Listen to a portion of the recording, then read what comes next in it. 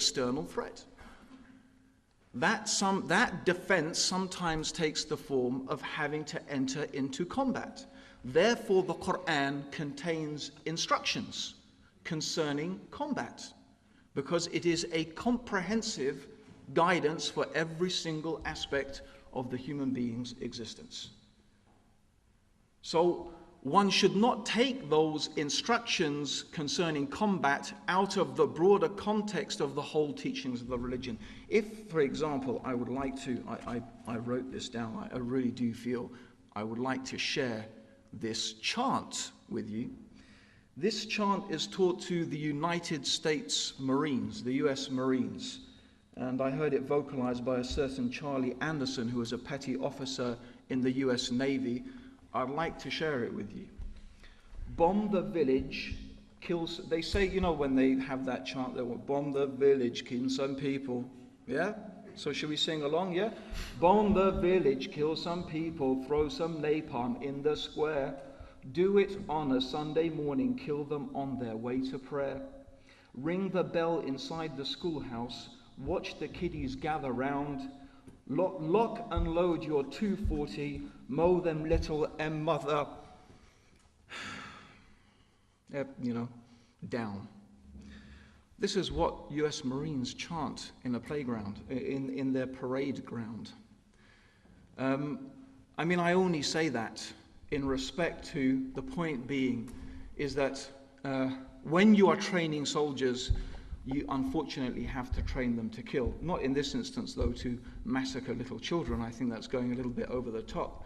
And so, yes, the Quran does have instructions on if you are a soldier in a battle, you obviously don't tickle the toes of your enemies. You chop their heads off, you strike them, you fight them.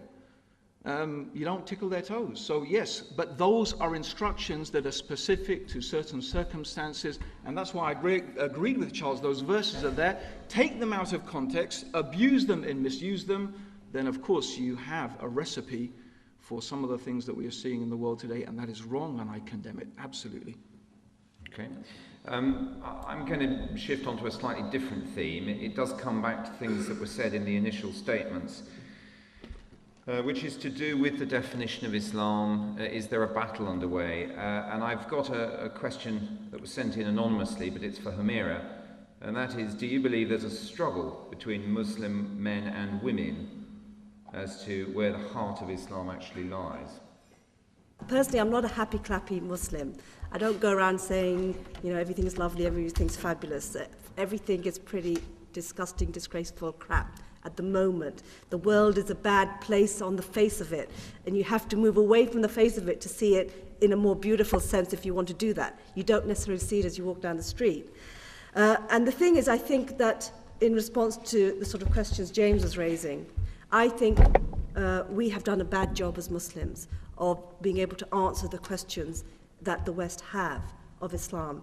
But having said that, I think also in response to what James said and also to what you've said earlier, the question was that I think that there are a lot of fears, and I personally think unfounded, of possibly that Islam is going to come and take over, it's a missionary thing, it's a political thing. I think that there are lots of fears. And my question is more to those people who have their fears to challenge themselves whether those fears are real or unfounded or not. So, but coming back, and so these are the questions that we have to ask, and we have to ask in response to your very passionate questions, I have the equal passionate questions back to you to say, okay, I'm here, I'm a Western British Muslim.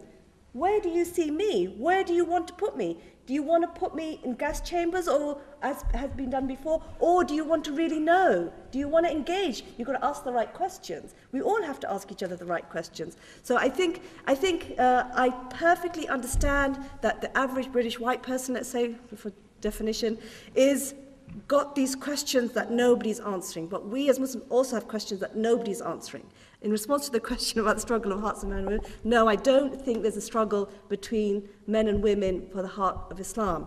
I think where the struggle is just not about gender at that level. It's whoever asked that question. The struggle is at the core of what we understand to be our purpose of existence and our purpose of being here right? It may manifest itself in many ways, but I think personally as a Muslim woman, I see my